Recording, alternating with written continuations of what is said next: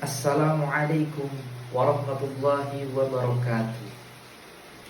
Alhamdulillah alladzi a'adda al-muttaqina al-jannah wa amara al-mu'minina bidukhulihal mardiyyin. Wassalatu wassalamu ala asyrafil anbiya'i wal mursalin wa ala alihi wa sahbihi ajma'in. Amma ba'd. Hadirin yang berbahagia, sejatinya manusia diberikan kecenderungan terhadap tiga hal di dunia ini: harta, tahta, dan juga wanita. Berbicara dengan harta, Al-Quran dalam surah Ali Imran ayat 14 menjelaskan bahwasanya Allah berfirman, Bismillahirrahmanirrahim. Zuyyina lin-nasi hubbus syahawati minan nisa'i wal banina wal qanatiril muqantarati minadh dhahabi wal fiddati wal khaylil musawwamati wal an'ami wal harth. Dzalika mata'ul hayatid dunya wallahu indahu husnul ma'ab. Manusia diberikan kecenderungan hawa nafsu terhadap perempuan, anak-anak, dan juga jenis-jenis harta yang banyak, baik itu dari emas, perak, kuda, binatang ternak, sawah, dan yang ladang. Semuanya itu adalah perhiasan dunia. Akan tetapi wallahu, Allah itu adalah sebaik-baiknya tempat kembali untuk di sisinya.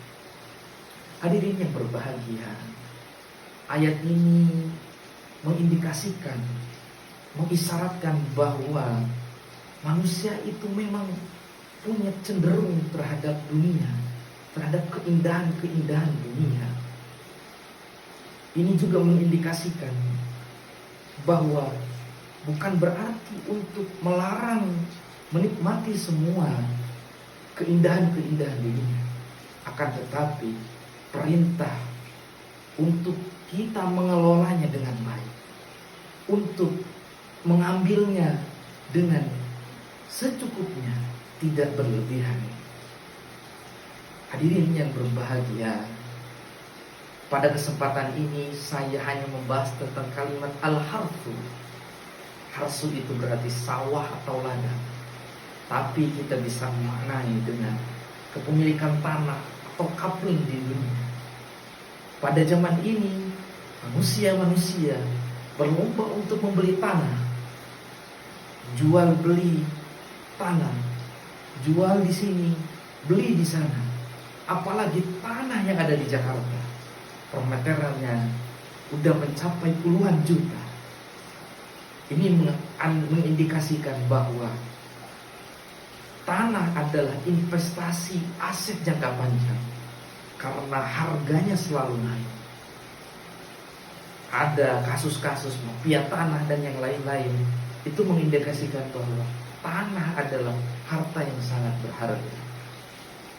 Hadirin yang berbahagia, apakah kita sadari sejatinya Allah Subhanahu wa ta'ala juga mempersiapkan kapling di akhirat nanti? Pertanyaannya, apakah kita bisa untuk mendapatkan kapling di akhirat nanti? Jawabannya, tentu bisa. Nabi Muhammad SAW telah menggaransikan. Ini termaktub di dalam hadis riwayat Abu Dawud. Ana zaimun bi baitin fi robadil jannah liman tarakal miraa wa in kana muhiqqan wa bi baitin fi wasatil jannah liman tarakal kadhiba wa in kana kadhiban wa in kana mazihan wa bi baitin fi a'lal jannah liman hasuna khulquhu. Hadirin yang berbahagia, kapling yang pertama itu adalah yang berada di paling pojok. Bagi siapa? bagi orang yang meninggalkan perselisihan, perdebatan, meskipun sejatinya dia dalam kondisi yang benar.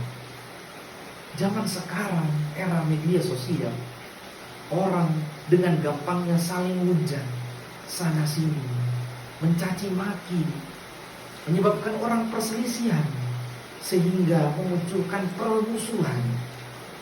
Dan ini sungguh sangat miris, hadirin. Ini harus kita jauhi. Karena apa? Karena Nabi sudah berpesan, la taghdab wala jannah. Jangan kamu sampai marah, kamu akan mendapatkan garansi surga. Yang dimaksud adalah ini robatil jannah, dia ada di ujung surga. Adapun kalau masih pengen berdebat, Al-Quran menegaskan wajadilhum billati hiya ahsan. Boleh berdebat, tapi melalui dengan perilaku yang baik, cara yang baik.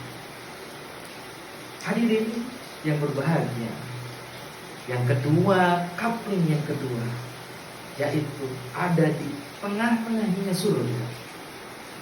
Apa itu? Orang yang meninggalkan kebohongan meskipun niatnya dia bercanda. Artinya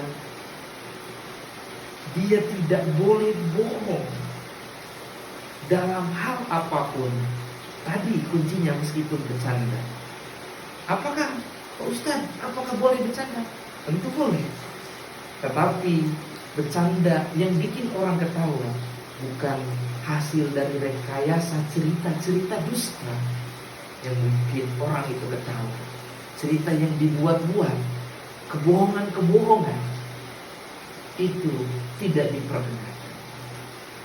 Intinya yang kedua, kita berusaha untuk selalu berperilaku jujur, berkata jujur dalam kondisi apapun, dalam hal apapun.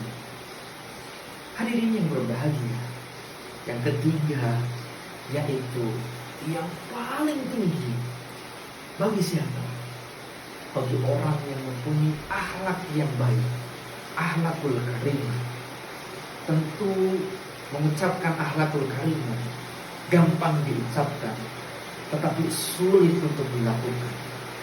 Akhlakul karimah itu harus terjewantahkan dalam perkataan, dalam perbuatan.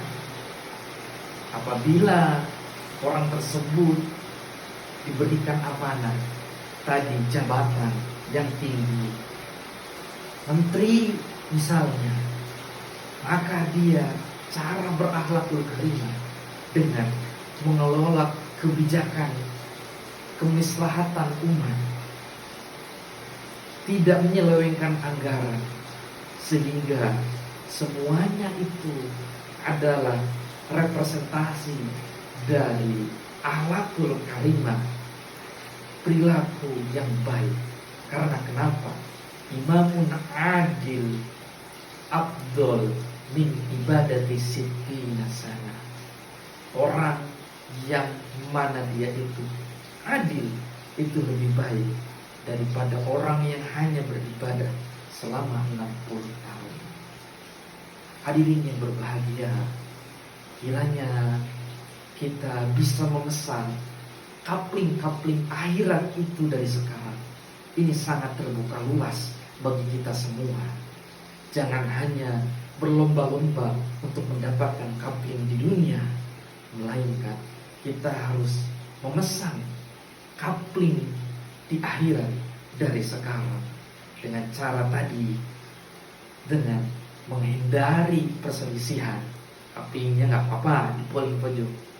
Yang kedua, menghilangkan, menjauhi kebohongan.